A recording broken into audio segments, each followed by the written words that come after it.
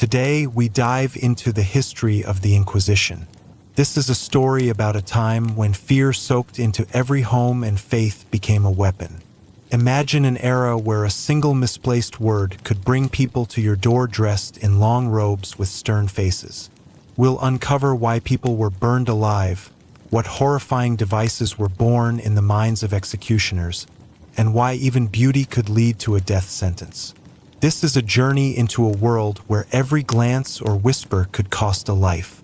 We often imagine the Inquisition as smoldering pyres, gloomy dungeons, and crowds of fanatics with fiery eyes.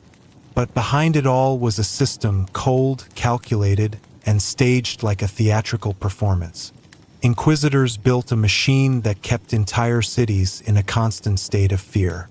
One person would knock on another's door, whisper an accusation, and someone's fate would shatter in an instant. It all began with the smallest things: a strange look, laughter that was too loud, the smell of food that seemed foreign to the neighbors. A jealous whisper would set off a chain of events that ended only in fire. Kings and popes pulled the strings while people became pawns in their power games, all veiled under the cloak of holiness. Let's look at an example to feel the spirit of that time. Inquisitors devised the water trial. A person was bound and thrown into a river to await divine judgment. If they drowned, it meant their soul was pure, but their life had ended at the bottom of the stream. If they floated, they were deemed guilty, and the pyre awaited with open arms. It sounds like dark comedy, but thousands went through this absurdity. And this is just the beginning. We'll look into the shadows where it all began, into the fear of heresy, which terrified the church more than any plague. We'll walk through torture chambers where ropes creaked, racks groaned, and hot metal hissed. We'll learn how the Inquisition crushed lives, built empires, and left a mark the Vatican would prefer to erase. Why did this nightmare begin at all? People lived in a world where faith dictated every step: what they ate, how they prayed, and even what they thought. But the moment someone questioned the church's rules, it was seen as a threat. Heretics, as they were called, could be simple peasants who prayed in their own way or scholars who asked questions about the heavens and the stars. Inquisitors saw them as a danger to the order that held society together. They set to work with terrifying creativity. Wooden stocks broke legs, and words ripped from interrogations destroyed lives, all for one purpose: to keep the world tightly bound before it unraveled under the weight of doubt. This is a story of lives ruined under the weight of accusations, of women whose beauty became grounds for suspicion, and of scholars who paid the ultimate price for their ideas. We'll uncover stories that force us to reflect on the past, and show how this theater of fear shaped the world. Its echoes still hide in the Vatican archives today. We'll step behind the curtain and see how the flames of that era still illuminate our understanding of history. So hold on tight. Revelations await that will upend everything you thought you knew about the past. Now let's go to where it all began. Cathars and Waldensians, heresy and the Church's fear. The Inquisition was born in the shadows of the Middle Ages, when the Church faced its greatest fear, not broom-riding witches or devilish Sabbaths as later legends would claim, but ideas that undermined its authority. In the 10th and 11th centuries, heresy spread across Europe. It emerged in villages and towns among peasants and artisans who began to question what the Church held as truth. Among these dissenters, the Cathars and the Waldensians stood out. These groups challenged not just priests, but the entire order that held the world together. The Cathars were mostly in southern France, especially in the Languedoc region. They called themselves the Pure and believed that the world was divided into two forces: good and evil. Good belonged to the soul and the heavens. Evil was tied to the body and everything material. To them, the Church, with its gold, temples, and elaborate rituals, belonged to the world of evil. They rejected infant baptism, communion, and even the idea that priests were necessary for salvation. They lived simply, often gave up meat, and swore to avoid wealth. Their leaders, known as perfects, wandered from village to village teaching people to save their souls without the church. That made them dangerous in the eyes of those who held power. The Waldensians appeared in the late 11th century from northern Italy. They were founded by a wealthy merchant named Waldo who gave away his fortune and chose to live by the gospel. The Waldensians also sought to simplify faith. They read the Bible in their own language, not Latin, and preached without the church's permission. They believed anyone, not just robed clergy, could speak of God. Their ideas spread through villages like wildfire, attracting those tired of church taxes and corruption. The church saw this as a threat to its influence. If people started reading scripture on their own, church control would weaken. This heresy terrified not only priests but also shook the foundations of society. Kings and feudal lords depended on faith to uphold their rule. If the people stopped listening to the church, who would pay taxes and obey the laws? Though the Cathars and Waldensians never openly called for rebellion, their ideas alone disrupted the world's structure. The church decided to act. In those early days, inquisitors weren't yet scribes with quills and court benches. They relied on brute force and spectacle to show that defiance wouldn't be tolerated. Heretics were crushed with crusades and fire, not lengthy trials. This was a war against ideas that threatened order. Early inquisitors used trials that looked more like rituals than a search for truth. One method was the trial by hot iron. A person was forced to hold a searing piece of metal. If their skin burned but they bore the pain in silence, it was considered a sign of purity. If they screamed or blistered, they were guilty, and their fate was quickly sealed. Another trial involved boiling water. The accused had to plunge a hand into a pot of bubbling water. The healing of the wound would be judged. A quick recovery meant divine favor. Infection or scars meant a connection to darkness. These methods symbolized God's judgment more than they sought any earthly truth. Inquisitors believed higher powers would decide who was right, but such rituals weren't used everywhere. More often, heretics were simply captured and brought straight to the fire. Torture, in the conventional sense, wasn't widespread yet. It was all built on fear and spectacle. People watched as flames devoured the defiant, and it kept others silent. The Cathars spread like weeds, taking over entire regions. Their communities lived separately, built their own faith, and local priests lost their congregations. The Waldensians weren't far behind. They roamed villages with their books and teachings. The church called upon secular power. Kings and barons eagerly joined the game, hoping to seize heretics' lands. One of the first victims was Beatrice de la Salle, recorded in the Chronicles. She lived in southern France and was a Cathar who refused to renounce her faith. She was captured, brought to the town square, and tied to a stake. A crowd gathered, buzzing with curiosity and fear. Flames erupted, and her body vanished in smoke. The sight became a lesson for everyone watching. The church had spoken. It showed that there was only one fate for dissenters. Such scenes repeated more and more often. Heretics were burned for their words and for the stubbornness that challenged the established order. These executions fit neatly into a broader plan. Inquisitors knew that fear worked better than sermons. People saw the flames and thought twice before arguing with those holding the torch. But heresy did not disappear. They went underground, hiding in mountains and forests. The Cathars built secret networks of communities where their perfects taught people to live without the church. The Waldensians endured as well. Their words spread like the wind, and the church's grip weakened. Trials by iron and water could frighten the crowds but couldn't uproot the cause. The church saw that it needed a new force to break the heretics. That became the first step toward what we now call the Inquisition. The yellow crosses of the Inquisition. After a long war with heretics, the Church realized that pyres alone weren't enough. In the 13th century, when the Crusades against the Cathars ended in victory, the victors wanted to keep the surviving heretics under control. The yellow crosses became part of their plan.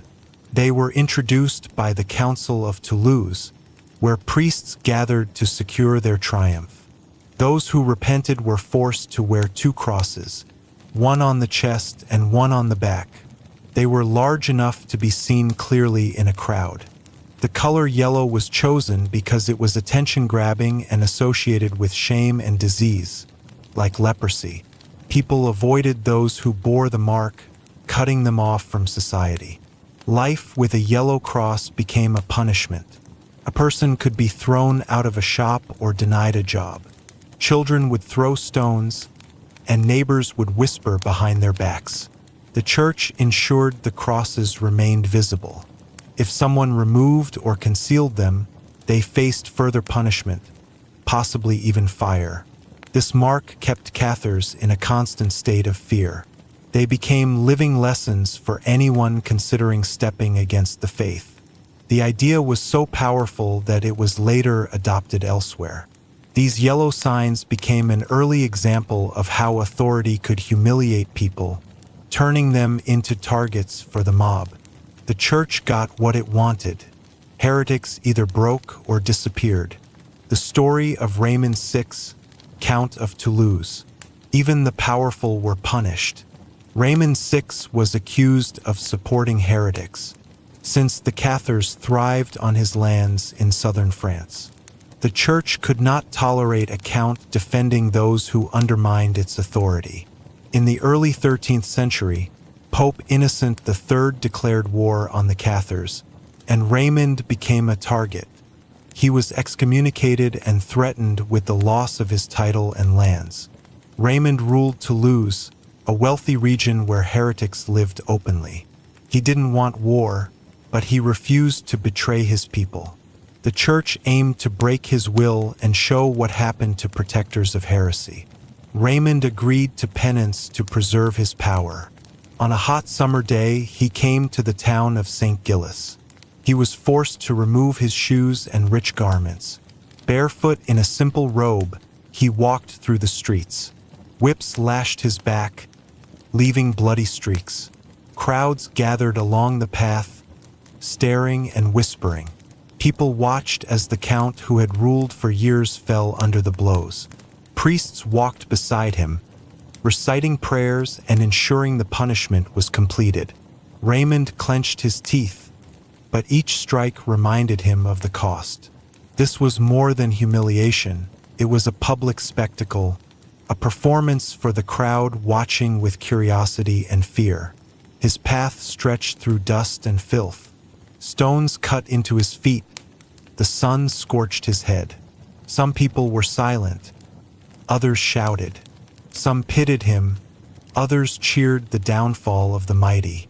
The Church got what it wanted. Raymond lived, but his power was shaken.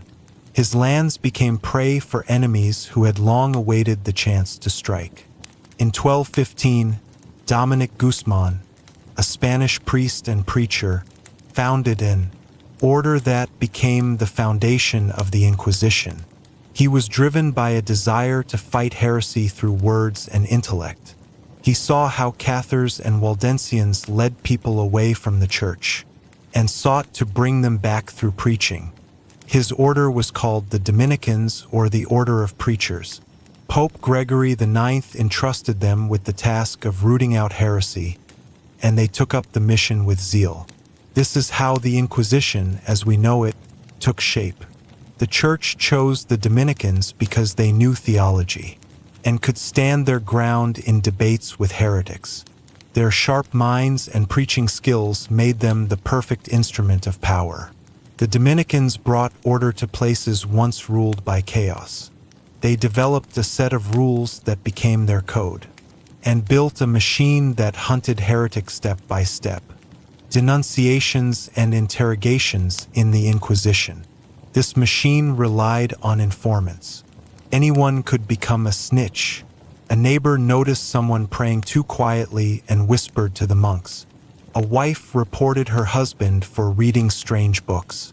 Even children could point at their parents, unaware their words could lead to disaster.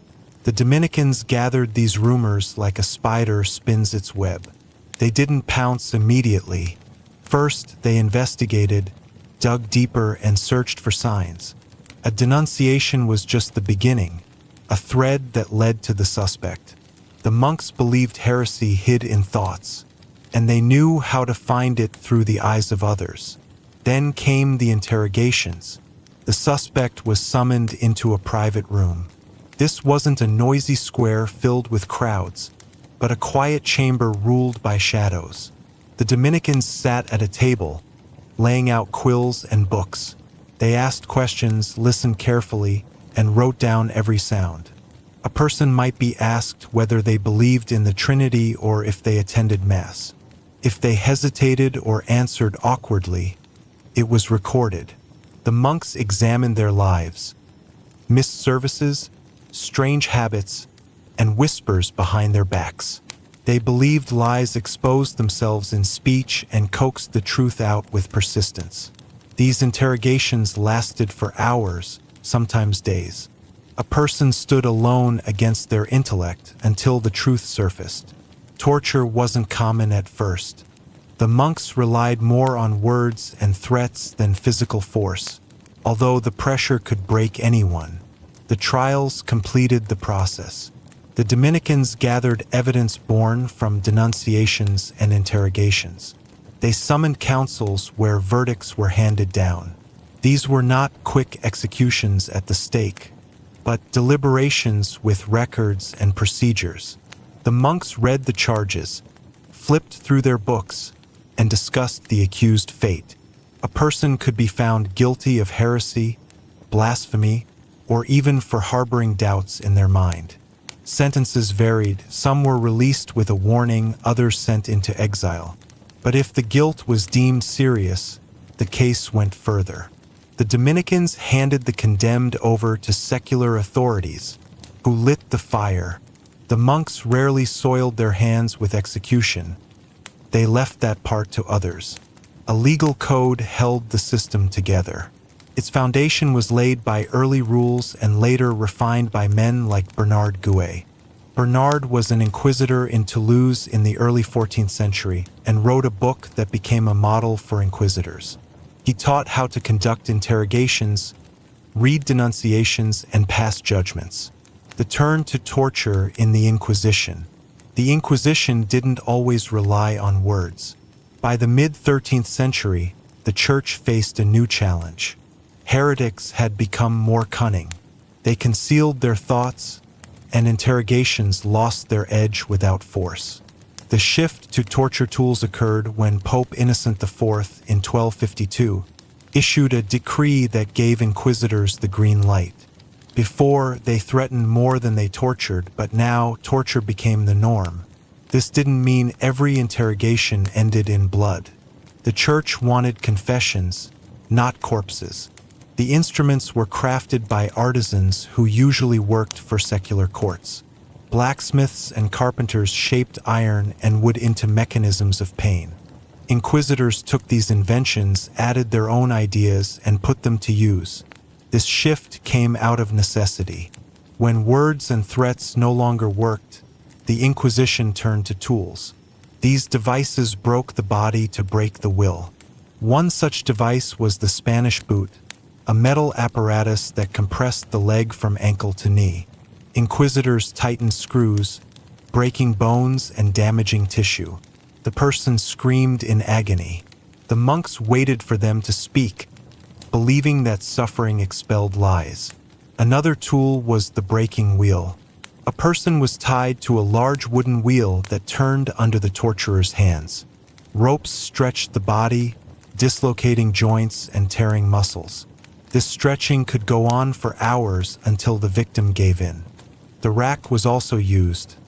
The hands were tied to ropes, the legs weighted down, and the body hung in the air.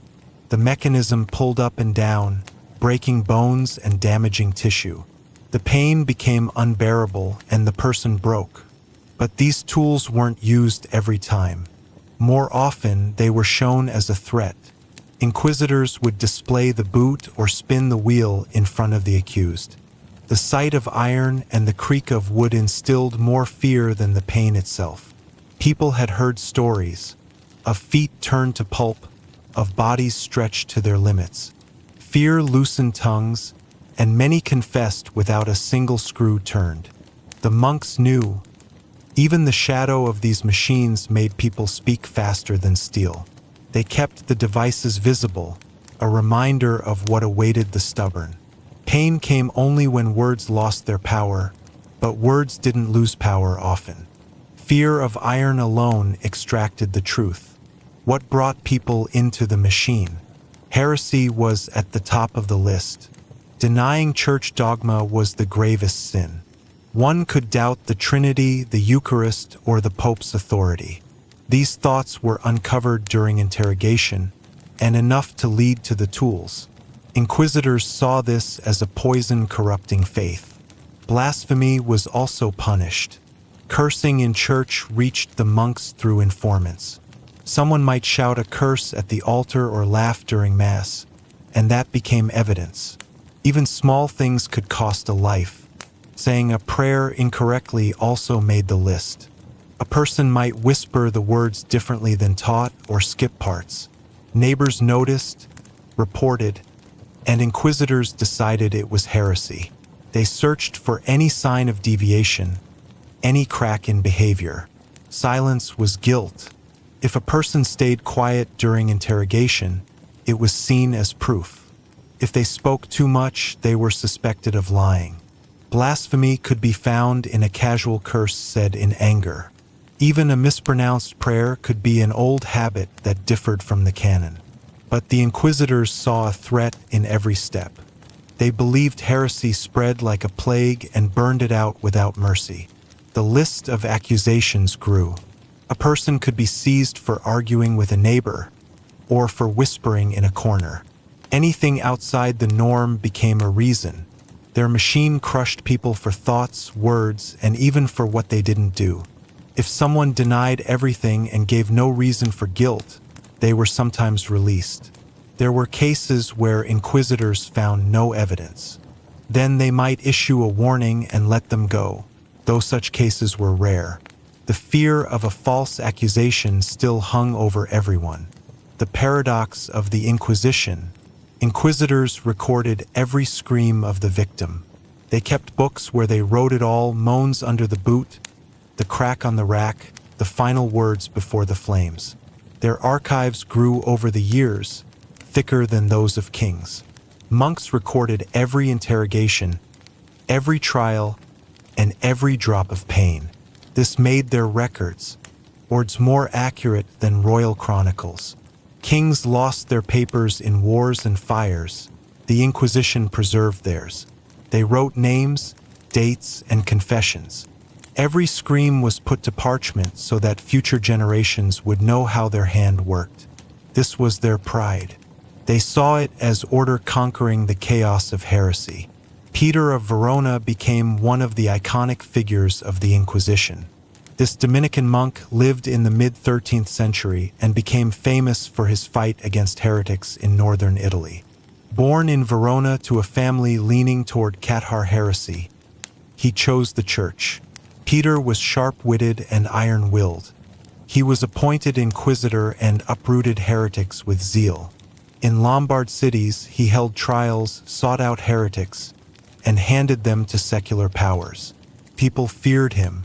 They whispered that his gaze pierced the soul and his words broke all resistance. Craftsmen who rejected the church saw him as a merciless enemy. In 1252, his path ended.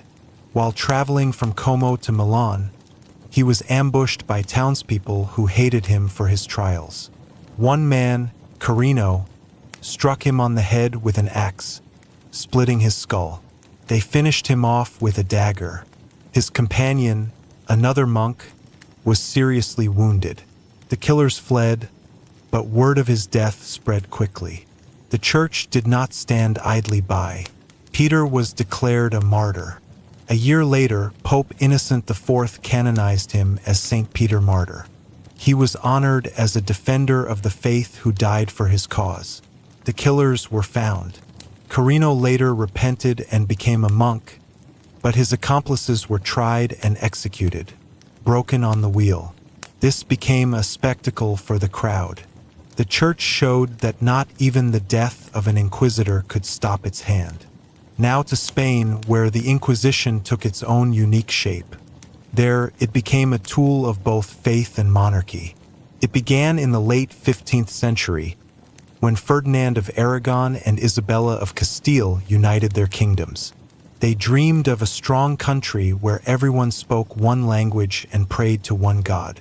In 1478, Pope Sixtus IV gave them permission to create their own Inquisition.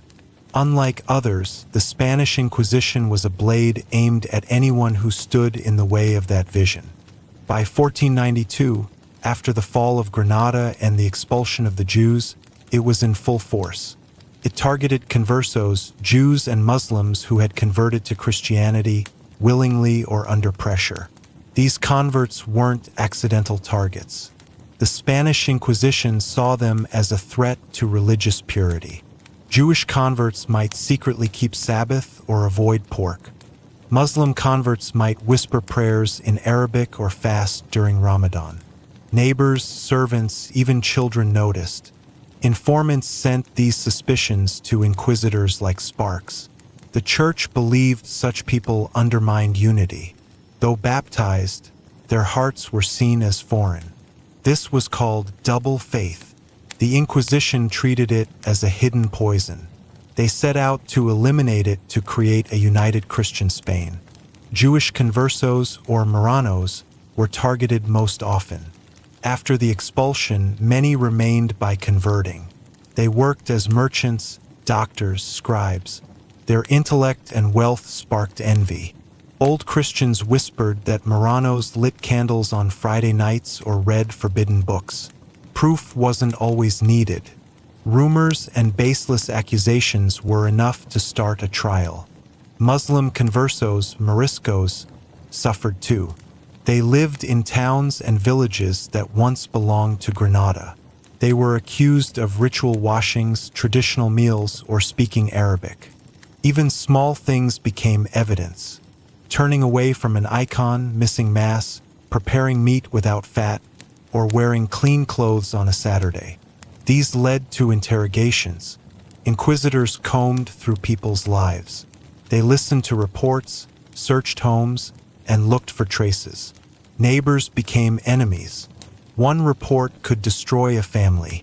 Baptism didn't save them, it made them permanent targets. The Spanish Inquisition was different. It served not only the church, but also the crown.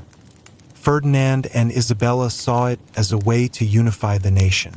Conversos held powerful positions: advisors, tax collectors, merchants. Their wealth tempted the inquisitors, who confiscated lands and funds, enriching the state. Thus, the hunt for double faith was also profitable. But heresy was still pursued, though less often. The Inquisition tracked open denial of dogma or alternate preaching. Later, Protestants also fell under scrutiny. Lutheran ideas entered Spain via merchants and books, and were purged. Alchemists and scholars who doubted church teachings were caught too. But conversos remained the main target, suspected because of their origins. Jews and Muslims who converted became scapegoats. Their faith was tested by fire. Their lives shattered for unity. The church and crown built a Spain with no room for doubt. The Spanish Inquisition also relied on tools that made executions theatrical. One of the main ones was the garrote, a strangling device used for swift executions. The condemned was seated on a wooden stool, a rope or iron collar placed around the neck. A screw at the back was tightened, snapping the neck with a sharp crack. Death was nearly instant. The garrote was valued for its cleanliness. It ended lives without prolonged suffering. allowing inquisitors to seem merciful. It was first used around 1480 as the Inquisition gained strength. Those who repented before the fire were executed this way. It became a symbol of power that silenced without spectacle. Another infamous device was the Iron Maiden, though its use remains debated. It was a tall cabinet lined with spikes inside.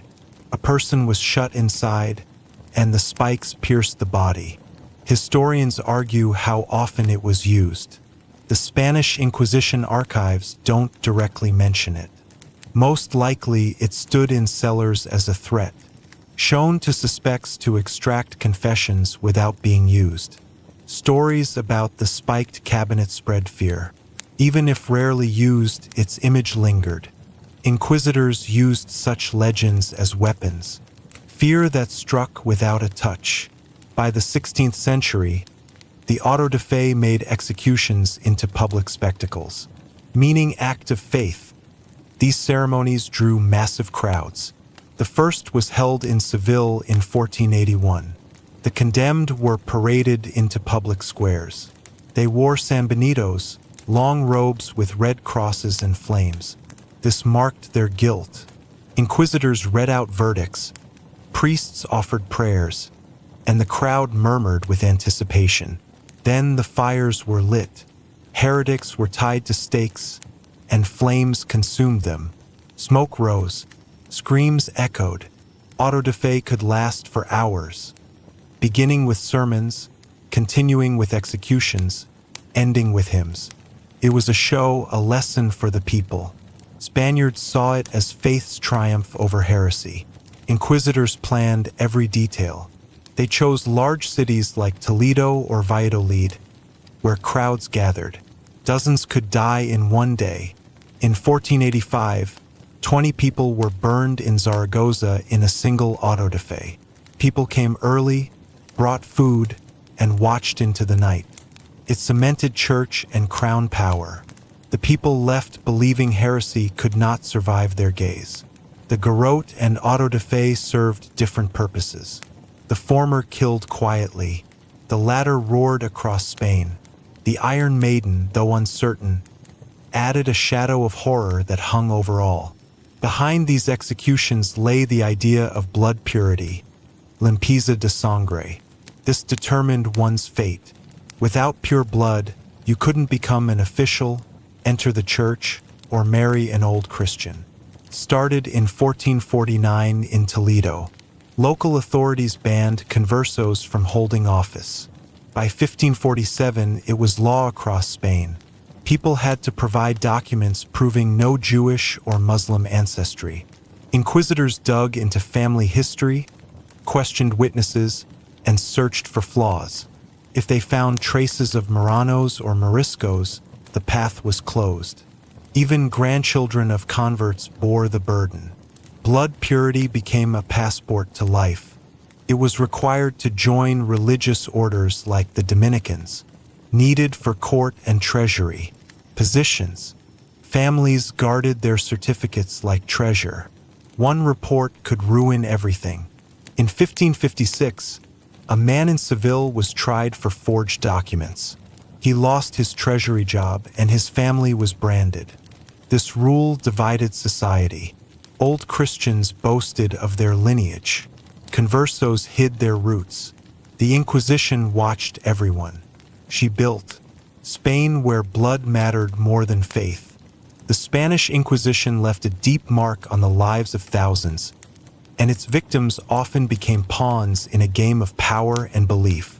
One such victim was Antonio del Campo, a merchant from Toledo whose life ended in 1561.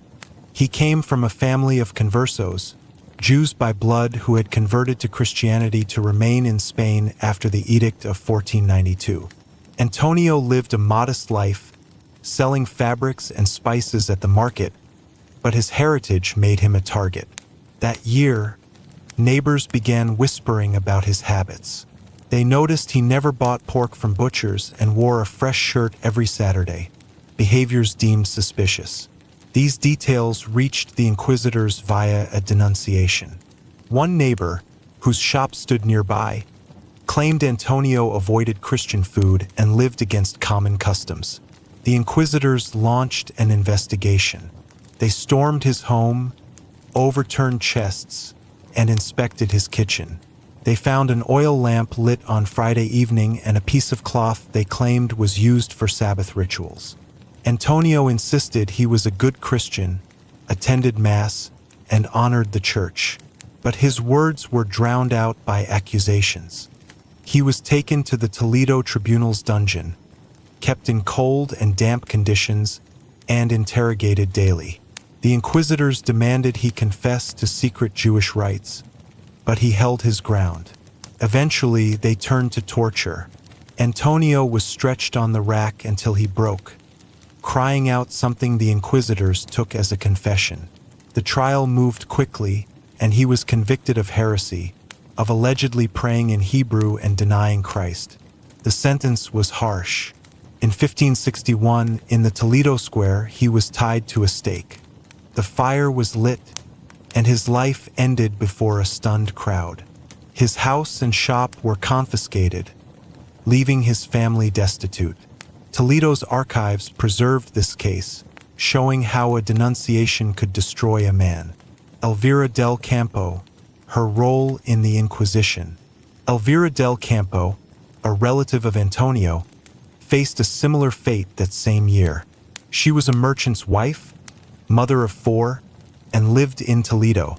Her name surfaced after Antonio's execution when inquisitors decided to cleanse the entire family. A neighbor, long envious of her prosperity, denounced her for cooking meat without pork and humming strange melodies resembling Jewish songs. He claimed to have heard her whispering at night near the hearth. The inquisitors came to her home. They found an old Hebrew book hidden in a chest left from her grandfather. Elvira swore she knew nothing of the book and was Christian to the core, but her trembling voice marked her as guilty in the court's eyes. She was taken to the same dungeon as Antonio. The interrogations began with persuasion, then escalated to threats. She endured until the instruments of torture were brought in.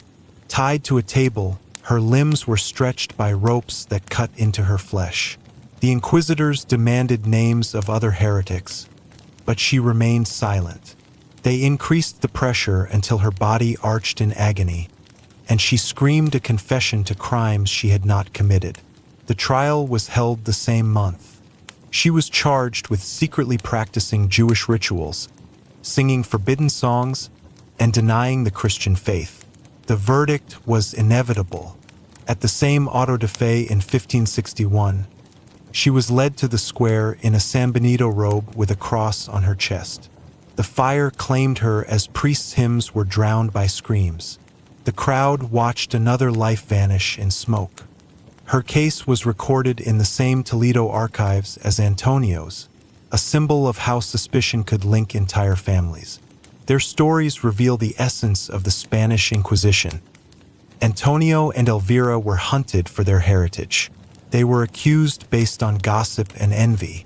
Courts clung to trivial signs to justify executions, while truth was lost in the shadows. Fire and denunciations fueled the fear that ruled Spain. Their names remain in documents as a warning to others. The Inquisition and science, conflict and contradictions.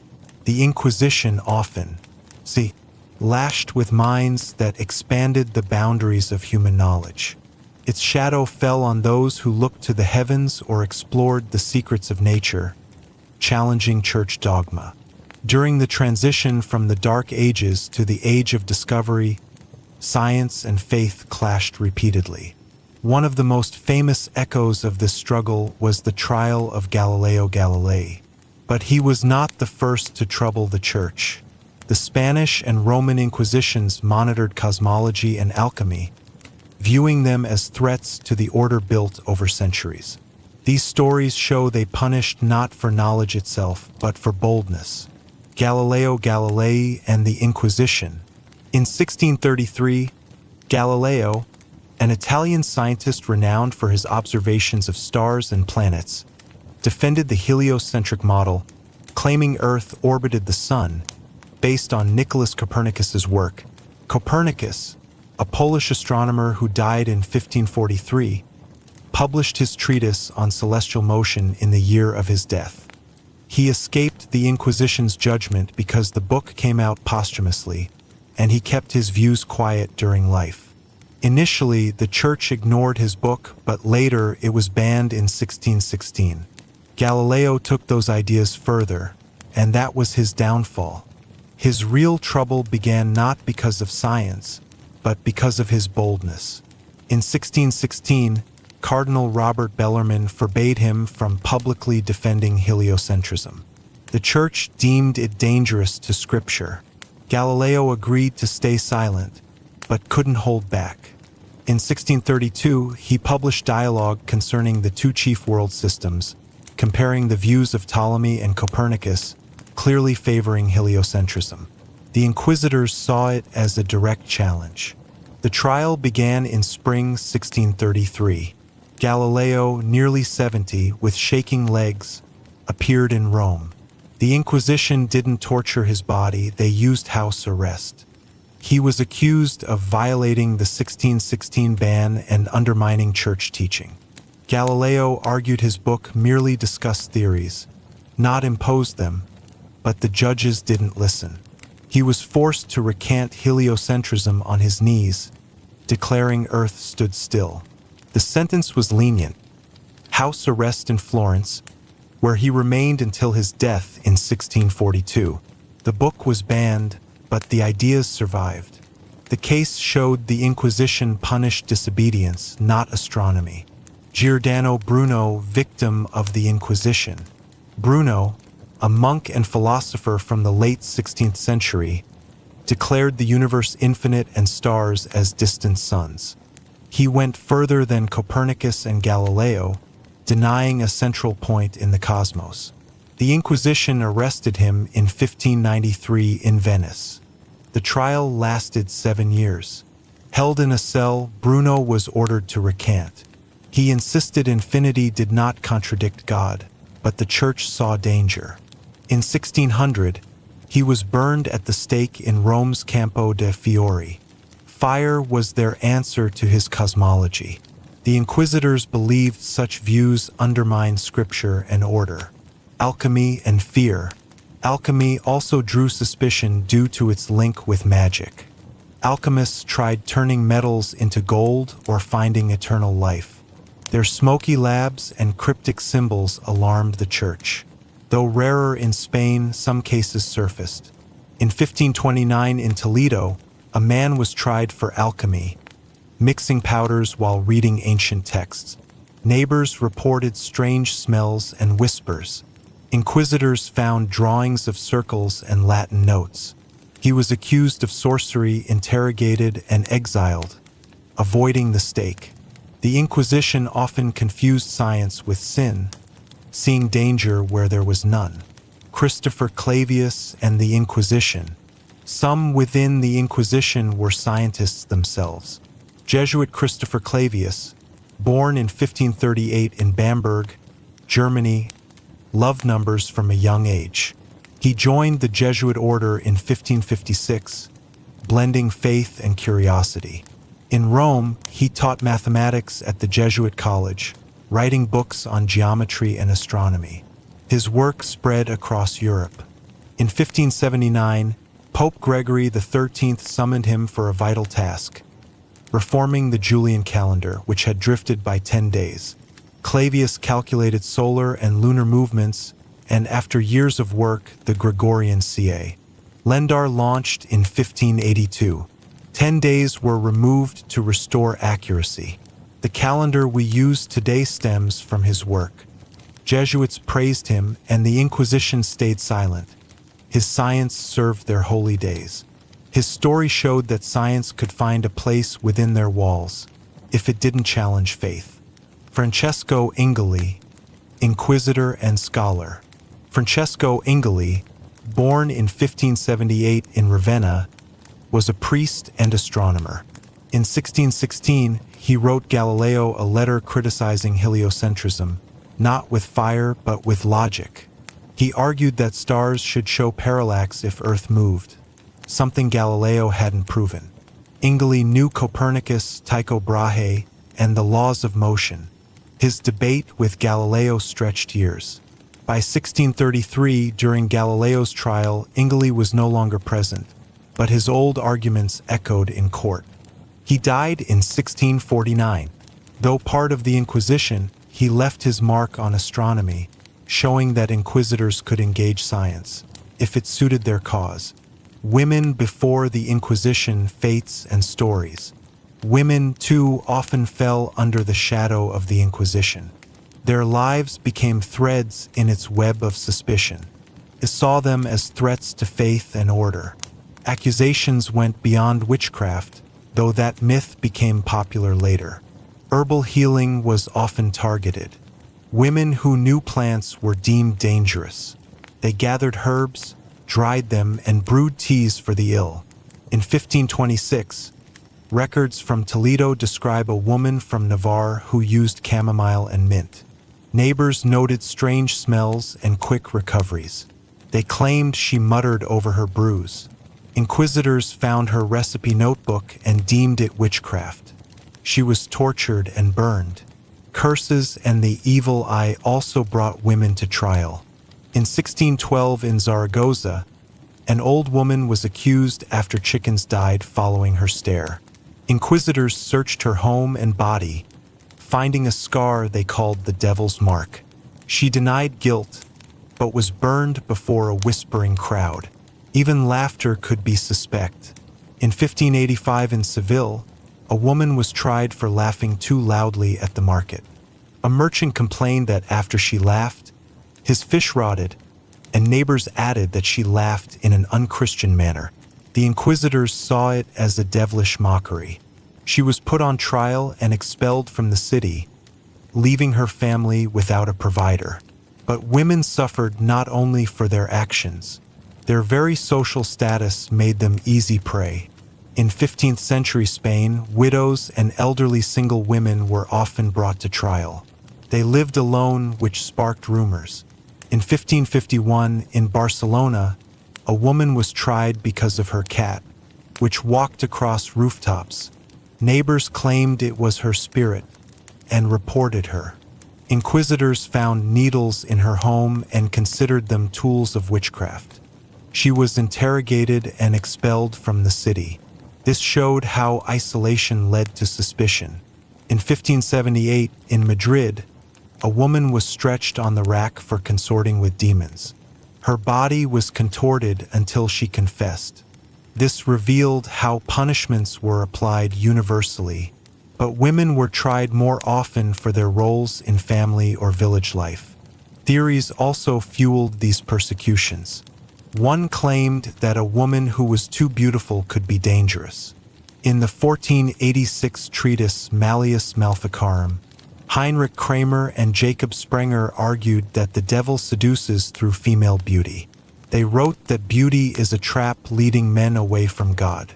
Inquisitors seized on those words. In 1621, in Córdoba, a woman was tried for her face. Her eyes and hair stood out and disturbed her neighbors. A priest reported that her appearance was the work of Satan. During interrogation, they found a birthmark on her back, calling it the devil's mark, and the court sentenced her to burning. The flames rose in the town square, and the crowd whispered about her charms. Another theory said that being too smart was also heresy. Women who read books instead of praying raised alarm. In 1548, in Valencia, a widow from a converso family was tried. She kept works by Erasmus of Rotterdam at home and debated faith with guests. A neighbor reported that she interpreted scripture instead of praying. The inquisitors found notes where she recorded her thoughts. She was accused of heresy, of placing reason above the church. The trial lasted for months. She was expelled, and her books were burned outside her house. For torture, the Inquisition across Europe used tools like the witch's chair, a metal throne lined with spikes that pierced the body. The woman would be strapped in so she couldn't move. The The spikes tore the skin, and every breath increased the pain. Sometimes the chair was placed over fire, heating the metal until the heat drained all strength. In 1611, in Germany, a woman was tied to such a chair. Her name was Maria, and she sold bread. Neighbors claimed they saw her near sick animals, and after that, cows stopped giving milk. She screamed until her voice faded, and the executioners waited for a confession. In Bamberg, where witch trials raged, this chair became a symbol of horror. Another method was drowning. A woman would be thrown into a river with her hands and feet tied with ropes. It was believed that water rejects witches, as water is a pure element that would not accept evil tied to the devil. If she floated, she was guilty. If she sank, she was declared innocent. But it didn't matter, as she was already dead. In 1588, in Lorraine, France, a woman was accused of ruining the harvest. Her name was Jean, and she lived alone, weaving baskets. Neighbors whispered that her gaze withered crops. She was thrown into the river with a stone around her neck. The water closed over her, and she drowned. The court found her innocent, but it was too late. People stood on the shore, whispering about curses, as the river carried away the truth. This method traveled across Europe, from England to Germany, where witch trials gained momentum. In 1591, in Scotland, a woman named Agnes Sampson faced the same fate. She was accused of causing storms that sank ships. She floated, and that sealed her sentence. She was pulled from the water and burned. It showed how these trials turned life into a deadly game. In 1609, in England, and Whittle, known as Old Chattox, was put on trial. She was an elderly woman, her face marked with wrinkles and eyes that frightened the village, and lived in a hut, wove baskets, and dried herbs for neighbors. But her trouble began with envy. A woman whose son was ill reported that she saw and at the river at night, singing under the moon. Another neighbor added that after Anne's songs, milk curdled and hens stopped laying eggs. Rumors grew like weeds. Soon the village buzzed about her former beauty, claiming she seduced men in her youth. In 1610, she was arrested. Inquisitors searched her hut, found dried herbs and a rag doll, which they called satanic. They dragged her in for interrogation, stretched her with ropes until her arms dislocated. Unable to bear the pain, she confessed. Her trial lasted one day. In 1612, she was hanged on a hill with others. The crowd watched the rope end her life, while the envy of a neighbor became her death sentence. Now we approach the twilight of the Inquisition, as its dark curtain began to fall under pressure from bold thinkers and a new era. The 18th century became its final act, as enlightenment swept across Europe and the fires that had burned for centuries died out in the shadow of reason. It wasn't just decline, it was a struggle fought by those who challenged its power, from sharp-penned philosophers to strong-willed rulers. The Inquisition, which held a continent in fear, retreated, leaving only the echo of old tribunals. The wind of change in the 18th century weakened its grip. In Spain, King Charles III, who ruled in the mid-century, was inspired by French Enlightenment ideas. He read Voltaire, dreamed of progress, and saw the tribunals as an obsolete burden. He ordered their powers reduced. Executions nearly stopped, and interrogations became a formality. In Portugal, the Marquis of Pombal, right hand to King Joseph I, went even further. He brought the Inquisition under royal control, making its every step depend on his word. These rulers didn't destroy it with a blow. They slowly extinguished its fire, leaving its tools to gather dust. But the true storm came from those who wrote and spoke. Voltaire, the French philosopher with a biting wit, became its fiercest enemy. In his novel Candide, he mocked the Inquisition, depicting its trials as absurd theater, including the infamous Lisbon auto-da-fe. His voice rang loud in the case of Jean Calas, a Protestant wrongfully executed in Toulouse for allegedly killing his son to stop his conversion. Voltaire proved his innocence posthumously, making it a triumph of reason over blind faith. He wrote letters, argued, and called the Inquisition madness that drowned Europe in blood. His words spread across the continent, planting seeds of doubt. Montesquieu, another Enlightenment voice, in his book The Spirit of the Laws, demanded courts ruled by reason, not superstition. He criticized a power rooted in fear, and his book became a beacon for reformers. Diderot, with his encyclopedia, struck deeper. He gathered knowledge to replace old fears on which the Inquisition stood. These three, Voltaire, Montesquieu, and Diderot, were torches lighting the path to its end. Their ideas reached students, rulers, and even priests who began to question old righteousness. In Spain, Pablo de Olavide became a living symbol of resistance, a reformer who dreamed of progress, read banned books, and spoke of freedom. In 1776, the Inquisition arrested him for his views and imprisoned him in a monastery. But he did not break. After 4 years, he escaped to France, where, until his death in the early 19th century, he continued to write and fight, a symbol of those who broke its chains. In Portugal, Pombal not only restrained the Inquisition, he defanged it completely, banning it from acting without royal consent, turning it from a fearsome court into a shadow under the crown. In Italy, Pope Benedict XIV, who reigned from 1740, also opposed old ways. He softened its methods, removed the cruelest tortures, and made trials less bloody. These internal and external moves extinguished its power, leaving only echoes of past horror. And of course, Napoleon. He became the one to end the Inquisition for good. He marched into Spain with his army, and in 1808 shut down the last tribunals.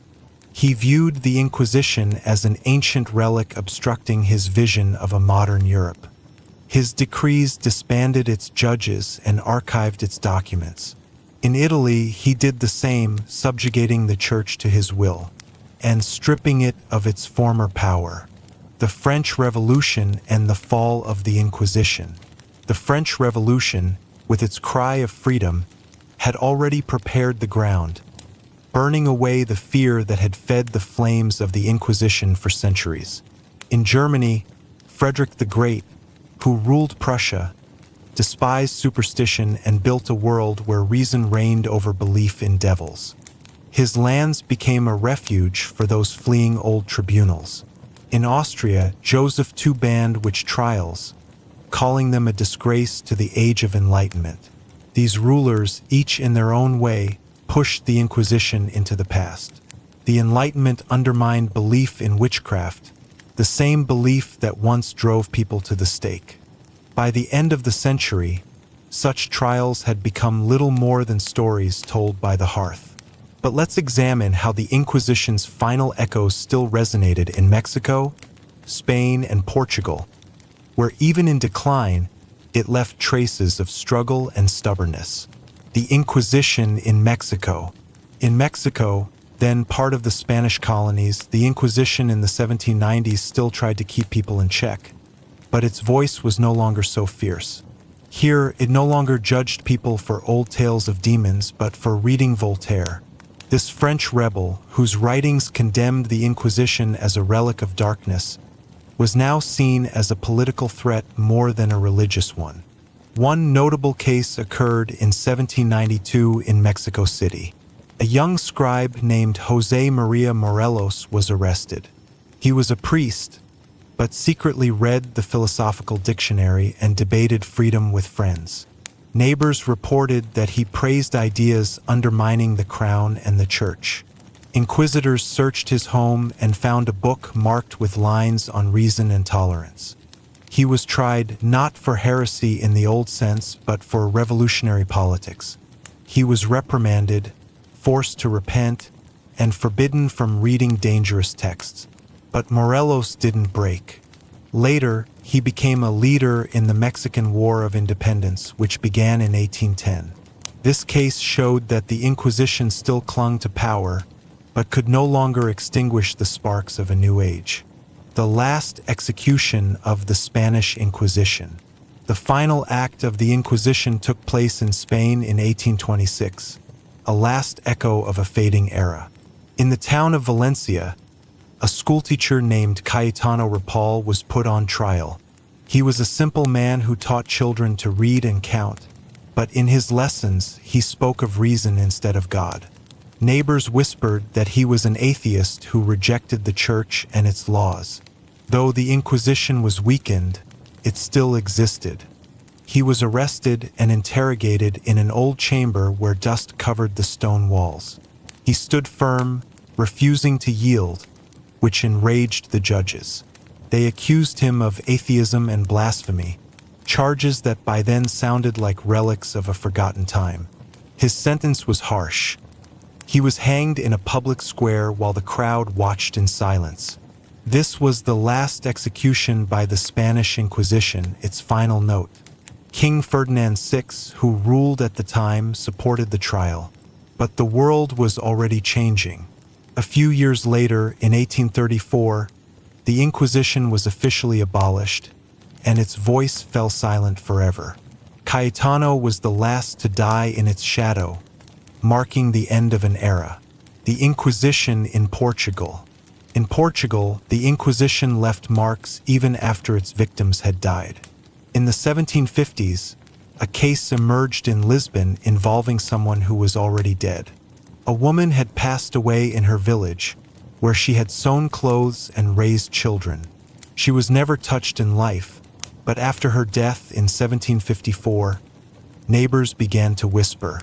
They recalled that she had sung strange songs, skipped church, and kept old books. Her family fell under suspicion. Her son became a doctor, and her daughter married a Frenchman who read banned texts. The Inquisition decided to punish them through their mother. In 1756, her grave was opened. Her bones were exhumed and burned in the town square. It was a ritual meant to shame the family, to show that not even death could save one from their judgment. The guests had no idea what had happened. Outside, the lawn shimmered in the golden light of afternoon. Tables dressed in ivory linens, flowers perfectly arranged, laughter floating through the air like confetti. It was all part of the illusion, carefully constructed, meticulously polished, just like our family. Inside, I stood in front of the mirror, staring at the jagged edges of what was left of my hair. They had done it while I was asleep. The night before the wedding, after I had helped my sister steam her veil, after I had stayed up folding place cards because our mother was too tired, I had gone to bed wearing my silk scarf, my little comfort, my small way of staying connected to who I was. I woke up with it on the floor and my hair, ruined. Not trimmed, not shaped, just butchered. Uneven patches, like someone had taken dull scissors and gone at me in the dark. It was punishment, not grooming. The door had been locked. They had a key, and I knew it had been both of them, mother and father, working together, probably whispering to each other not to wake me, like it was some kind of act of love, like it was for my own good. But it wasn't love. It was vengeance. They hadn't forgiven me, not for what I said 2 years ago when I refused to sign the papers, when I told the truth about what happened with the money. I had been the one to call the lawyer. I had been the one to speak up. My sister had kept silent. She always did. That's why they favored her. She was obedient, and I had a spine. So this was my punishment, my reminder that no matter how successful I became, no matter how far I moved or how much I earned, they could still drag me back. Still treat me like the girl who lived in the small bedroom with the cracked ceiling and the closet that smelled like mildew. I touched my scalp. Some places were nearly bald, and I laughed, startled even me, not because it was funny, but because something inside me snapped free. I wasn't going to cry, not for them, not today. The laughter faded, replaced by something colder, something sharper.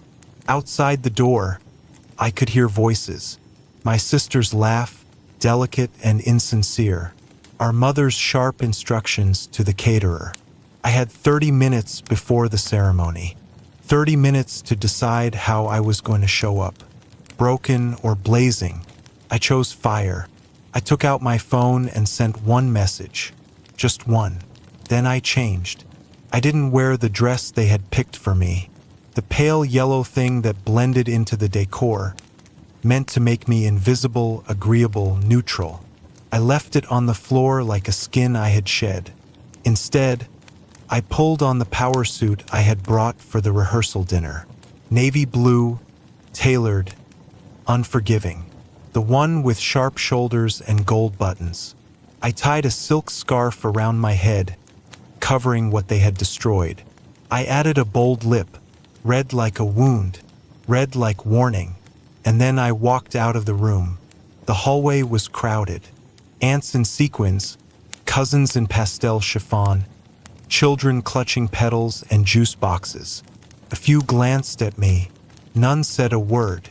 They all knew who I was, the difficult one, the one who didn't play along. I walked straight through them, out onto the lawn. The ceremony had just begun. The music was playing. My sister stood beneath the arch of roses, beaming at the man beside her. The crowd was seated. Everyone turned toward her. But when I stepped out, people turned toward me. It was impossible not to. I saw my mother's face change first, from satisfaction to confusion to dread. I stood at the back, my presence loud despite the silence. And then the gates at the end of the lawn creaked open. He arrived. My uncle, the one they thought would never come, the one they had lied about for years. He had raised me in silence, from afar, the only adult who ever truly saw me. They said he was crazy, said he had disappeared. But he hadn't. He had just refused to play their game. Just like me. He walked slowly, deliberately, in a suit far too elegant for a garden wedding. And in his hands, documents. Real ones. Notarized. With seals. I didn't need to say anything. He handed them to me, and I walked straight down the aisle. Past the rows of family pretending to smile. Past the stunned officiant. Past my sister who blinked, confused. I stood in front of our parents, held out the papers, and said, loud enough for every guest to hear, these are the new terms. The house? Mine. The trust? Frozen. The inheritance? Reevaluated. And the footage of what you did last night? Already with my attorney. Gasps. Movement. My father's mouth opened, but no sound came. I didn't stop. This wedding will continue, but you no longer have control. Not over me, not over the money, not over the story. And then I turned and walked back through the guests, through the whispers and stunned silence, out the gates and into the waiting car. I didn't look back. Changed. And then I walked, not with drama, not with the stomping of heels or the flurry of a train. Just quiet, deliberate steps across the neatly arranged garden, past the rows of guests who suddenly weren't sure where to look. Some reached for their phones. Others whispered behind manicured hands. But I didn't stop. I didn't glance back. Darren followed, silent as ever, carrying the envelope with the official foundation documents. We didn't speak until we were in the car. The door closed behind me with a satisfying click that seemed to seal a chapter one had waited years to end. He drove without asking questions. The road curved away from the estate, away from the flower arrangements, the champagne towers, the illusion of perfection. My phone buzzed repeatedly in my lap. I didn't look. I didn't need to. "They'll twist this," he said eventually, eyes fixed on the road. "They'll say you tried to ruin her big day." "They always do," I replied. The truth is, I hadn't planned to say anything. I hadn't planned to stand in the center of that garden and reveal what they'd done, who they really were behind the curated social media posts and fake smiles. But something about the way the morning unfolded, waking up to the hacked-up remains of my identity on the floor, left no room for silence. They wanted to shame me. They wanted to erase me. I simply refused. We reached Darren's place a little after noon, a modest home on the edge of town, nothing like the cold grandeur of my parents' mansion. The porch had chipped paint. The mailbox leaned slightly to the left, but it felt more honest than anywhere I'd ever lived. He led me inside, made coffee without asking how I took it, and set the cup in front of me. "Now what?" he asked. I looked at the folder again, the scholarship fund, the start of something that wasn't about them. "Now I build something that can't be torn down in the middle of the night." He nodded slowly, understanding without explanation. The news traveled fast. By evening, photos from the wedding were already circulating online. Some cropped to remove me entirely, others showcasing the uncomfortable glances of guests as I spoke. I knew my sister's PR manager would issue a statement, something vague and passive-aggressive, something that painted me as unwell, dramatic, attention-seeking. But they underestimated the quiet ones. They always do, because while they were busy maintaining their image, I was quietly making connections, writing, researching, applying for grants, meeting with people who actually listened. My story wasn't just a scandal. It became something else. A message, a mirror held up to families who wore masks too well. Over the next few weeks, the messages began pouring in. Girls from across the country. Some had been forced into the shadows by siblings who shone brighter. Others had been emotionally clipped, controlled, gaslit by mothers who smiled too wide in Christmas cards. They saw themselves in me. They weren't alone anymore. The fund launched officially a month later. Applications opened. Interviews were scheduled. Volunteers joined. My parents didn't speak to me again, not directly. They made veiled posts. They told distant relatives I had mental health issues. They accused Darren of manipulating me for his own reasons. But none of it mattered anymore. Not really. I no longer needed their validation. I had seen what it was worth. As for my sister, she kept up appearances. The honeymoon photos, the magazine spreads, the smiling couple dancing on white sand beaches. But I knew the cracks were there now. She had tried to win something at my expense. But the crowd didn't cheer. They watched, and they remembered. It's funny how that works. How silence becomes louder than any scream when it's timed right. I didn't need to destroy them. They were already collapsing under the weight of their own lies. And me, I kept growing. Fall came slowly, golden and bittersweet. The leaves turned just as I did, shedding what was no longer needed, what had clung to me out of habit or fear. I moved into a small apartment above an old bookstore. It had creaky floors and a leaky faucet, but it was mine. For the first time in my life, I didn't have to ask permission to hang something on the wall or worry about how my choices reflected on the family name. There was no family name anymore, only mine. The scholarship fund grew faster than anyone expected. What started as a few applications became hundreds. Stories poured in from young women who had been silenced, dismissed, groomed into obedience by relatives who called it love. Their pain echoed mine. I read each letter carefully, sometimes until dawn, sometimes with tears clouding the margins. Every one of them deserved more than what they had been handed. Every one of them mattered. One evening, a letter arrived without a return address. No name, just a short handwritten note on plain paper. I remember how they looked at you that day. You didn't belong at their table. You were always more. Thank you for standing up. Some of us are still learning how. It wasn't signed. I didn't need it to be. There's a strange kind of peace that comes when you've already lost everything that used to define you. My hair had started to grow back, uneven at first, wild in places. I let it. I didn't try to tame it anymore.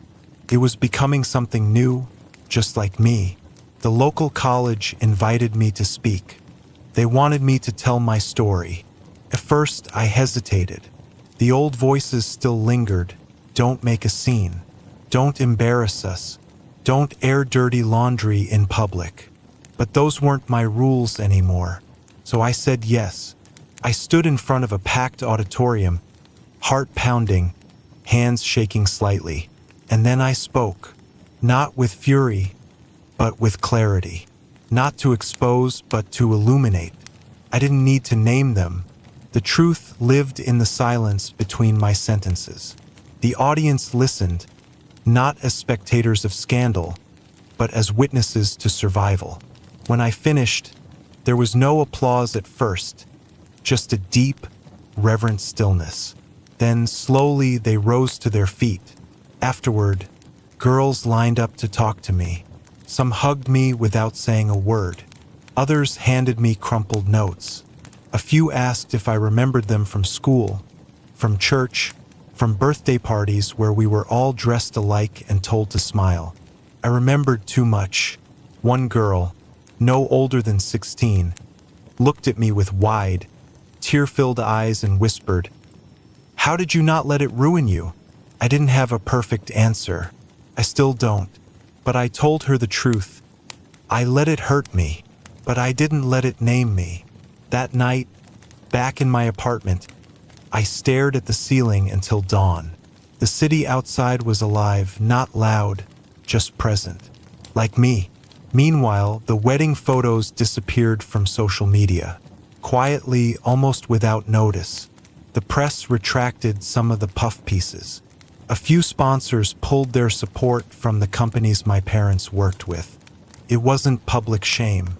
It was something worse: silence, absence, the unraveling of the image they worked so hard to build. And they couldn't pin it on me anymore. They had no access, no narrative to twist. Then, one afternoon, a knock came at my door. I wasn't expecting anyone. The hallway was empty when I opened it. But on the floor sat a box, plain, taped shut, no label. Inside was a hairbrush, my old one, the one my mother had thrown away that morning before the wedding. Underneath it, a note in my father's handwriting. For what it's worth, I didn't know. And I'm sorry. I didn't stop her. I didn't cry. I didn't forgive. I just closed the box and placed it on the highest shelf of my closet.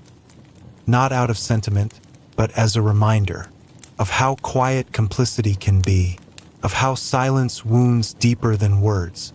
Months passed. Seasons shifted. I spoke at more colleges. The fund expanded nationwide. I partnered with shelters, with legal clinics, with educators. I didn't need revenge. I had something better: impact. And still, some nights I dreamed of that morning. The cold scissors, the reflection, the silence. But in those dreams, I no longer stood frozen. I reached for the mirror. I looked myself in the eyes. I smiled, because I wasn't the girl they tried to break anymore. I was the woman who rebuilt herself from ruin. And I wasn't done yet.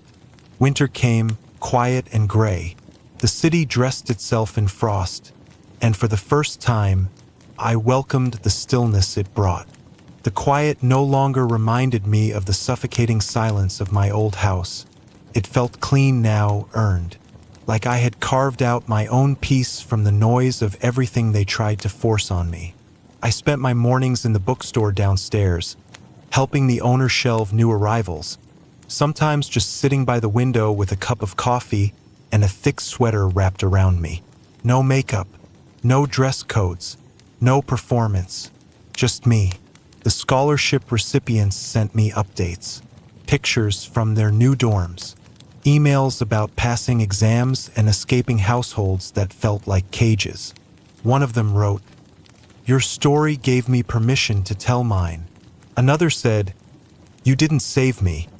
You showed me how to save myself." That meant more than any apology ever could. I thought about my mother sometimes, not with hatred, with distance. She'd built her entire world on control, appearances. Her daughters were just characters in the fantasy she curated for the world. I'd stopped trying to understand her. Some people don't break, they calcify, become harder, colder, until there's nothing left that remembers softness. Maybe that's what happened to her. Or maybe she was always that way, and I had just been too desperate to believe otherwise. One morning, while walking home with groceries tucked under one arm, I saw my sister standing across the street. She was alone. No groom, no photographer trailing behind, no bouquet. She looked different, thinner, tired. The glitter that once sparkled in her expression had dulled. She held a to-go coffee and stared at me like she didn't know if she was allowed to speak. But I didn't move. I waited. She crossed the street slowly, like she wasn't sure if I'd vanish if she came too close. When she stood in front of me, neither of us said anything. Then she whispered, "I didn't know they would do that to you." I didn't answer. I thought they'd punish you somehow, but I didn't know they'd go that far. I didn't think they'd touch your hair. She reached up as if to touch mine, but I flinched, not out of fear, just habit. She let her hand drop. "They told me you ruined the wedding," she added, voice brittle. "But it wasn't true.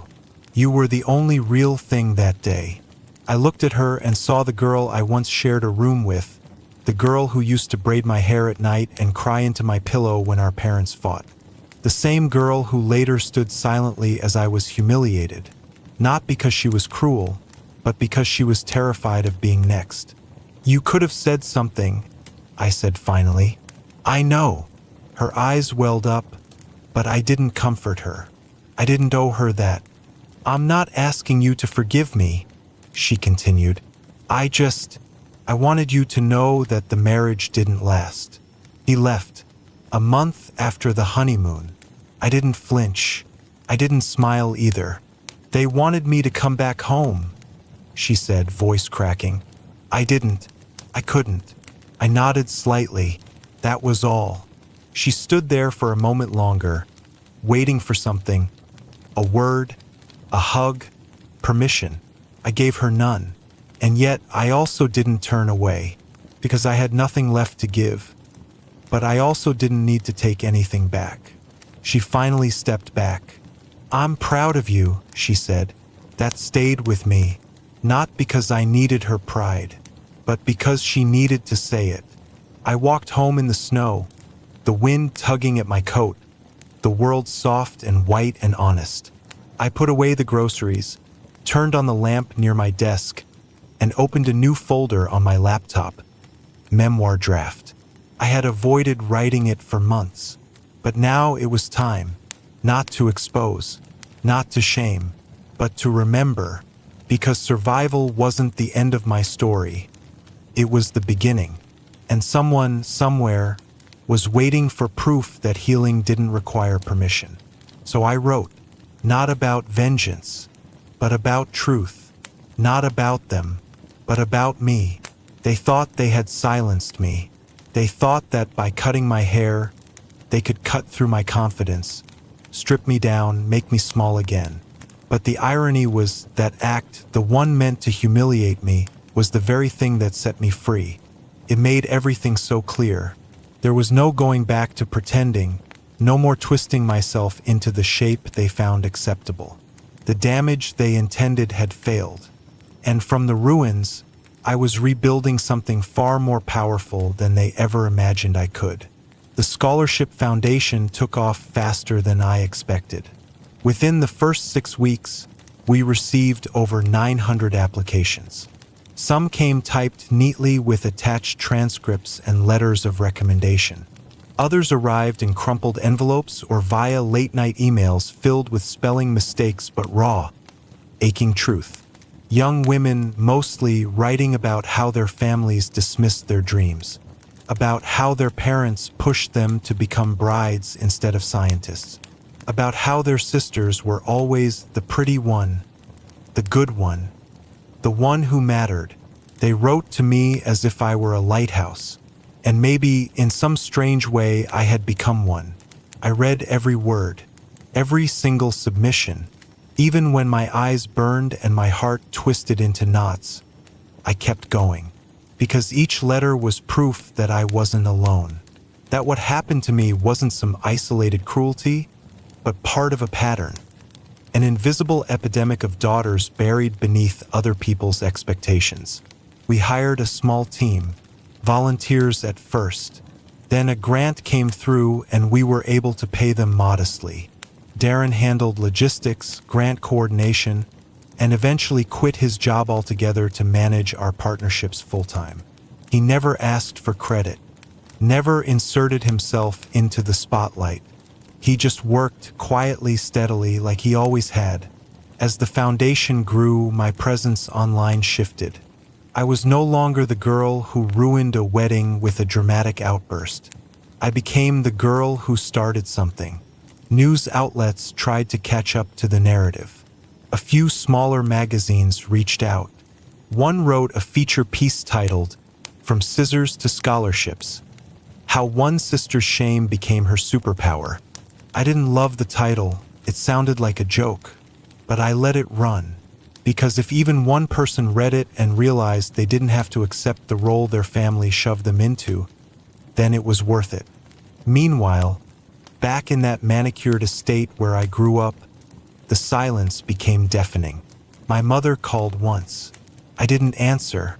She left a voicemail, cold, clipped. No apology, of course, just a warning. You're making a fool of yourself. You think the world wants to hear about your little tantrum? You're not the victim here. You're just bitter. Let it go before you embarrass yourself further. She hung up without saying goodbye. I saved the message not out of sentiment, but as proof. Proof of who they were. Proof of why I left. My sister sent flowers. No note. Just a beautiful white orchid arrangement that screamed guilt. I donated it to the women's shelter down the street. Weeks passed, then months. I began traveling, quiet visits to schools, youth centers, college prep programs. No stage. No microphones. Just chairs in a circle, raw honesty, and listening. I wore my short hair like armor. I stopped apologizing for taking up space. And slowly, quietly, people started talking.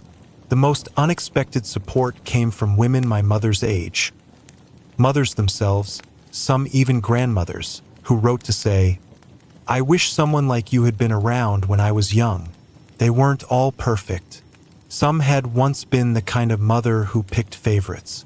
But now they were reckoning with it. And in that reckoning, there was healing. Then came the day everything changed. It was late September.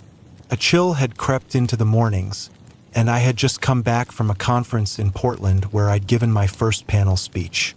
I sat cross-legged on Darren's couch, sorting through the latest round of letters, when my phone lit up with an unknown number. I answered it, expecting another donation inquiry. But the voice on the other end wasn't a stranger. It was my father. There was a pause before he spoke, long enough that I nearly hung up. "I saw your interview," he said. His voice was quiet, not kind, not cruel, just flat. "You've built something," he added after a moment. "That's unexpected." I said nothing. My silence forced him to continue. "I didn't know what your mother had planned with your hair. She told me afterward. I didn't agree with it." A soft laugh escaped me, not out of humor, out of disbelief. "You didn't agree with it?" I said. "But you said nothing." You watched me sit there, humiliated, and said nothing. I didn't want to make a scene, he replied. And there it was, the family motto. Don't make a scene. Don't draw attention. Don't rock the boat, even if the boat was sinking. I think you called because you're worried about how this makes you look, I said. Silence again. Then, that's not fair. But it was. It was more than fair. I'm not calling to apologize, he added, which at least was honest. I just thought, maybe one day we could talk. I hung up without responding. I didn't cry. Not anymore. That night, I wrote a post, not to name or shame, but to draw a line. Sometimes, the people who raised you will only acknowledge your worth once strangers start clapping. That doesn't make their silence before any less cruel. That doesn't mean you owe them your peace now. It was shared over 300,000 times. The next day, a girl from Vermont wrote, "Thank you.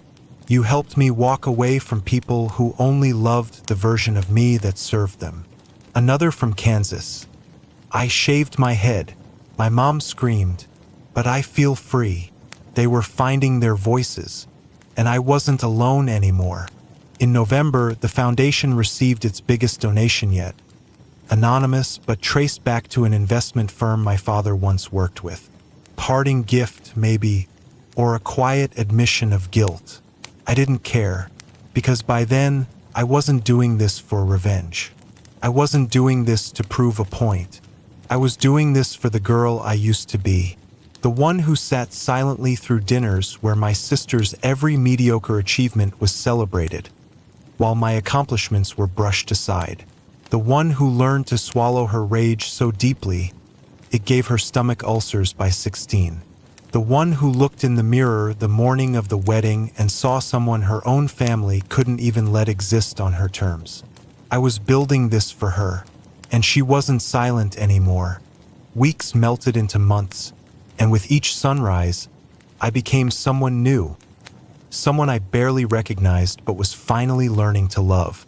The foundation, my foundation, grew beyond anything I had imagined in those first quiet days after the wedding. What began as a simple fund offering modest scholarships for young women who had been silenced, dismissed, or discarded by their families transformed into a sanctuary.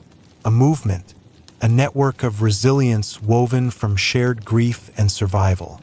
We hosted our first seminar in a rented community center with cracked tile floors and flickering lights. I stood at the front, trembling at first, surrounded by folding chairs and cautious eyes. I spoke not as a victim, but as someone who had endured. I shared what they'd done to me, yes, but more importantly, I spoke of what I did after. The room was still when I finished. No applause. No gasps. Just raw, aching quiet. Then someone stood. Then another. And another. They shared their stories, too. And for the first time in their lives, they were believed. I spent the following months building something real, piece by piece. I filed the necessary tax documents, gathered volunteers, partnered with therapists and legal experts. Our mission was clear: to give girls what I never had, an escape hatch, a roadmap, a voice. But even as the work pulled me forward, shadows from my past dragged at my ankles. One evening, after a long meeting with a trauma counselor we were onboarding, I returned home to find an envelope wedged under my front door. No stamp.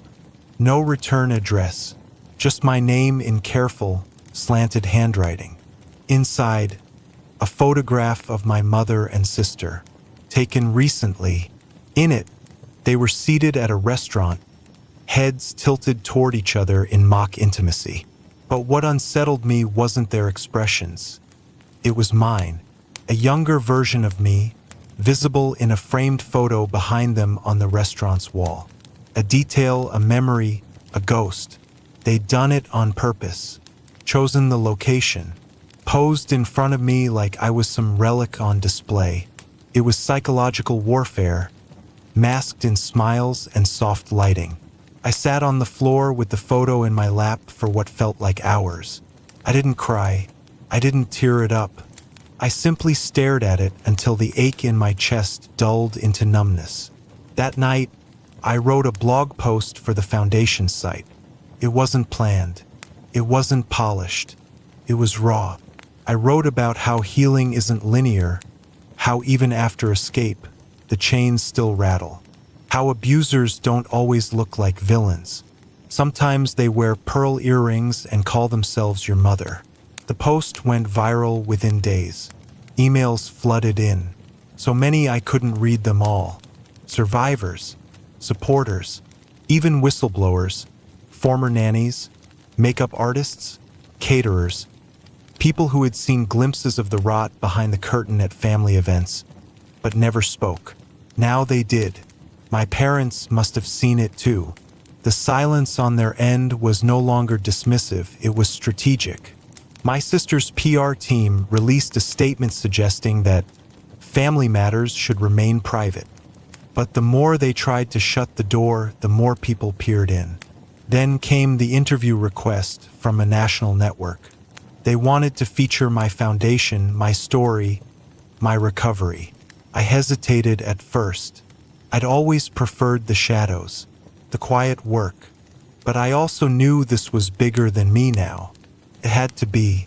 I agreed. The day of the interview, I wore a simple navy dress and no jewelry. My hair had grown out just past my chin. Not long yet, but mine. Every inch of it. The makeup artist tried to pin it back, to tame the edges, but I stopped her. I wanted the world to see what had been done, and what I'd done with it. The interview aired a week later. I didn't watch it live.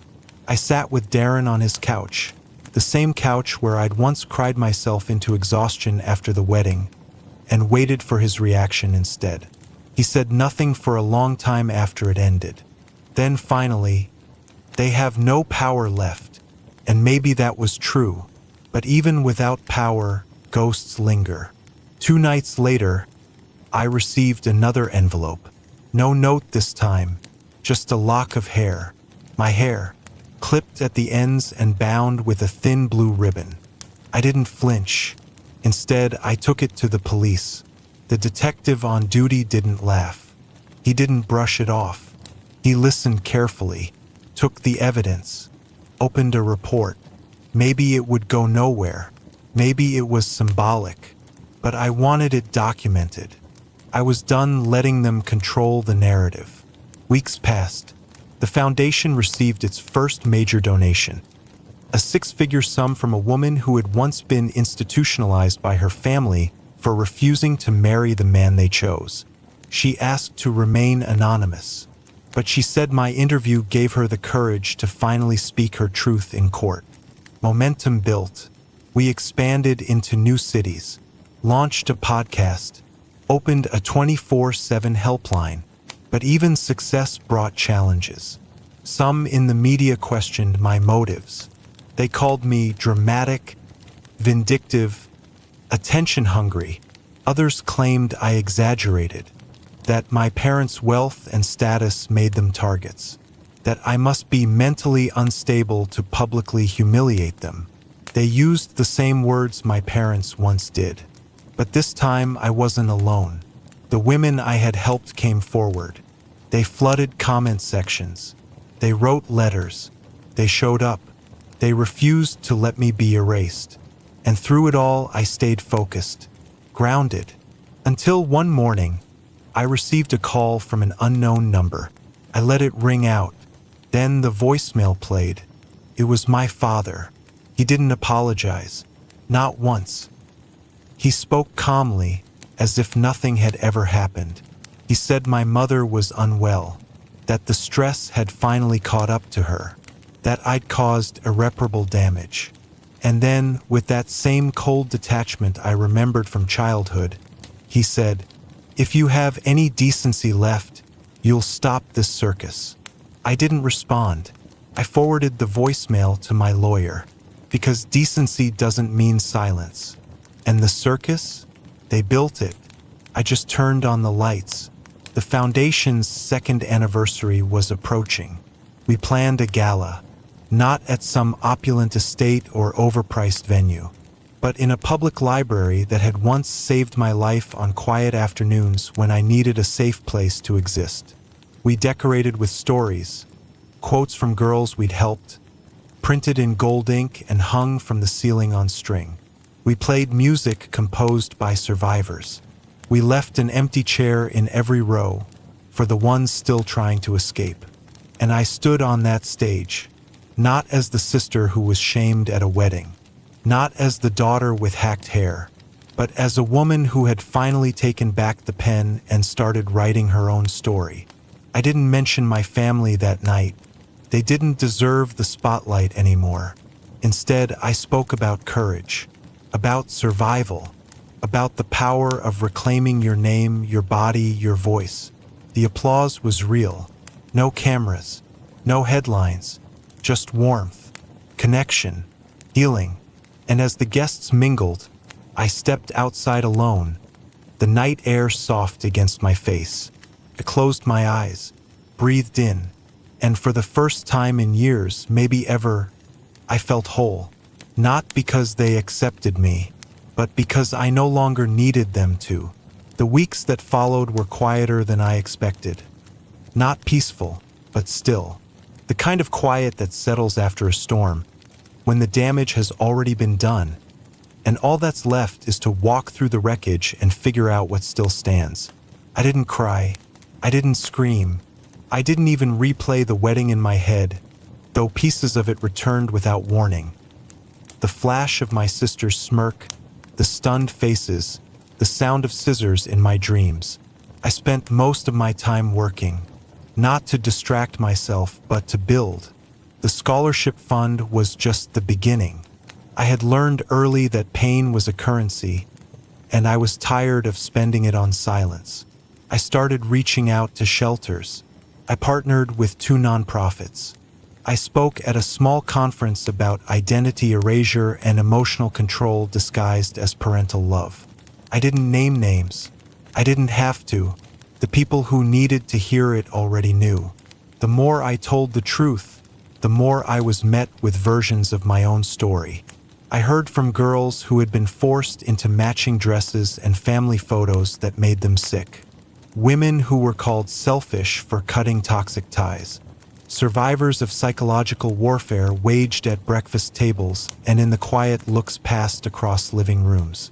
They wrote to me not just for help, but for confirmation, that they weren't insane, that their memories were real.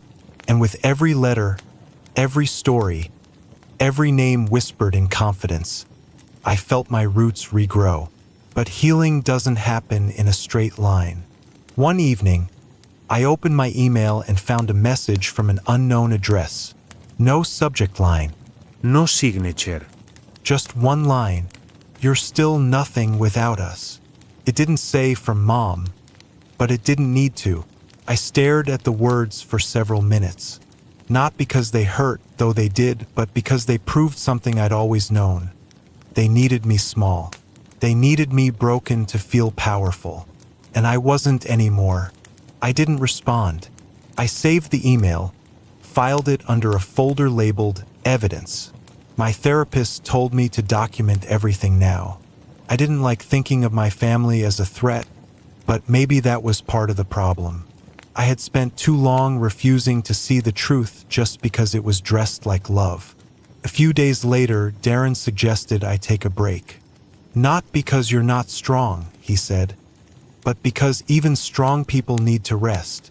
So I left town. I booked a cabin in the mountains with spotty cell service and no Wi-Fi. I packed notebooks, heavy sweaters, tea. I didn't tell anyone where I was going, not even online. For the first time in my life, I disappeared without feeling like I was being erased. It was strange at first to wake up without obligation. I wasn't performing. I wasn't hiding. I wasn't expected to smile through gritted teeth at brunch. I was just there with the trees, the wind, and the hum of quiet things that didn't care about what had happened at a wedding. I wrote every morning by the fireplace, not just about what had been done to me, but about the girl I was before they decided she was inconvenient. I wrote about the first time I realized my sister didn't love me, about the shame of being invisible in your own home, about learning how to cut off emotional supply lines to people who used your love as leverage. Somewhere between pages, I cried. I didn't plan to. The tears just came, soft and angry and grateful all at once. They weren't because I missed them. They were for me, for everything I had survived without even realizing it was survival. When I returned to the city, things had shifted. My name was being mentioned in articles now. The scholarship fund had gained traction on social media. A few podcasts had invited me to speak. One woman, a former child actress, messaged me privately and asked if I'd help her start a similar initiative. We met for coffee. She didn't need coaching. She needed confirmation. I gave it freely, and still the shadows tried to follow. My parents filed a cease and desist. They claimed I was defaming them, that I was threatening the family name, that I was using my emotional instability for attention. Their lawyer sent a letter with words like libel and injunction in bold, assuming it would scare me into silence. But I wasn't scared. I had documentation, dates, photos, witnesses, even video clips from the wedding that guests had shared without realizing the background showed more than they intended. My lawyer responded with a counter. Calm, cold, legal. They didn't write back after that. But my sister did. She sent a long message on Instagram, a fake apology wrapped in branding. She wanted to reunite the family. She said, "Our parents aren't perfect, but that exposing private matters only divides us further." At the end, she included a quote about forgiveness and tagged her lifestyle brand. I didn't answer. I just took a screenshot. Later that week, I received a package. No return address. Inside, a framed photo of me and my sister from childhood. Our arms wrapped around each other at some birthday party I barely remembered. Across the glass in black marker, "This is the only version of you anyone cared about." I shattered the frame on the floor, not because I was angry, but because it was finally clear. They were desperate. They had tried to erase me, and when I came back louder, they scrambled to rewrite history. But they couldn't anymore. I didn't need their love. I didn't need their forgiveness. I didn't need them. I had become something they never planned for. Unafraid. The first letter came 2 weeks after the scholarship fund hit its first milestone. It wasn't handwritten. It wasn't sentimental. It was a formal envelope, the kind printed on thick paper and sealed by a legal office that had been in business longer than I'd been alive.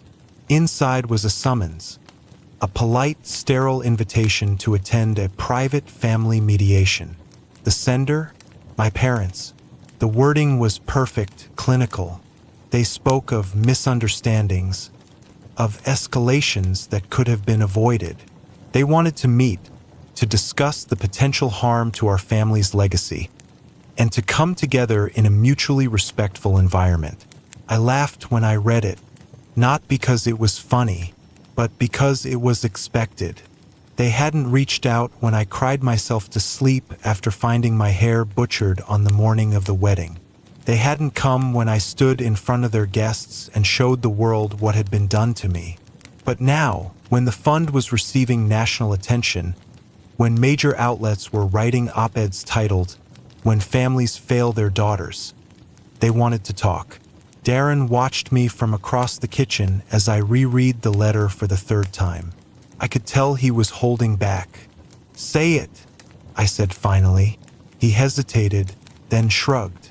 "They don't want peace. They want control." And I knew he was right. Still, I went. Not because I wanted reconciliation, but because I wanted to look them in the eye one last time. I wanted to sit in a room and prove to them and to myself that I was no longer that silent girl who tiptoed through their expectations. The meeting was held in a glossy office tower downtown, the kind with a valet and complimentary sparkling water. I wore a black dress, simple and strong. No makeup, no accessories, nothing they could twist. When I entered the boardroom, my mother looked up first. She hadn't changed. Her hair was pinned into a sharp bun. Her lips painted a crimson that matched the resentment in her eyes. My father sat beside her, stiff in a gray suit, his expression unreadable. My sister wasn't there. A mediator greeted me, polite, professional. She gestured for me to sit, and then the performance began. They talked of unfortunate decisions, of pressure from planning, of actions taken out of concern for your emotional state. They never once apologized. They never admitted the truth. To them, this was damage control. PR. Optics. I said nothing for a long time. Then, when they finally asked me what I wanted, I gave them the only answer I had left. Nothing. My mother blinked. Excuse me, I don't want an apology. I don't want an inheritance. I don't want a seat at the table. I built my own. My father's mouth twitched, a flicker of something. Anger? Disbelief? You're our daughter, he said quietly, as if the word still held power. No, I said. I was your project. Now I'm free. And with that, I stood, thanked the mediator, and left. I didn't cry, not even when I reached the parking lot and sat in the driver's seat with my hands gripping the wheel. Because this wasn't grief. It was release. In the days that followed, their team reached out again, this time with subtle threats. If I didn't retract certain statements, they'd pursue legal action. If I didn't distance the fund from the family name, they'd use their resources to discredit it. They reminded me of confidentiality clauses I'd signed as a teenager, of non-disparagement language buried in old trusts. I sent everything to my lawyer. He sent them back a cease and desist. And then, just like that, the silence returned. But this time it belonged to them, because the internet doesn't forget. And neither do the girls who had found a voice through mine. Months passed. The fund grew. More volunteers joined. A documentary team reached out. A former teacher sent a note, thanking me for speaking what so many had felt. The impact wasn't a scream. It was a ripple. A quiet, undeniable shift. I moved into my own apartment. Small, with chipped tile and noisy neighbors, but it was mine. On the walls, I hung pieces from young female artists who had also escaped something. Families, expectations, shame. My hair had grown out, not fully, but enough to remind me that healing wasn't about speed. It was about intention. One night, Darren stopped by with takeout. We sat on the floor, eating noodles from the box, watching an old movie. They're never going to change, are they? I asked. No, he said. But you did. That night, I stood in front of the mirror, not to inspect, not to search for flaws, but to see. I saw a woman who had been humiliated and stripped of her identity, and who had rebuilt one on her own terms. I saw the scars, the strength, the refusal to shrink. I saw someone my mother would never understand, and I was finally at peace with that. A year later, I stood on stage in front of an auditorium filled with young women. Some were survivors. Some were activists. Some were just beginning to ask the dangerous questions that cracked foundations. I told them the story, not as a victim, but as a warning and a promise. And when I finished, the applause wasn't thunderous. It was steady, honest. And when I stepped off the stage, a girl no older than I'd been, when it all started, walked up to me, eyes bright and heavy. They tried to silence me too, she said. I reached for her hand. Then it's time we get louder. And just like that, the cycle broke. Not with vengeance, but with voice.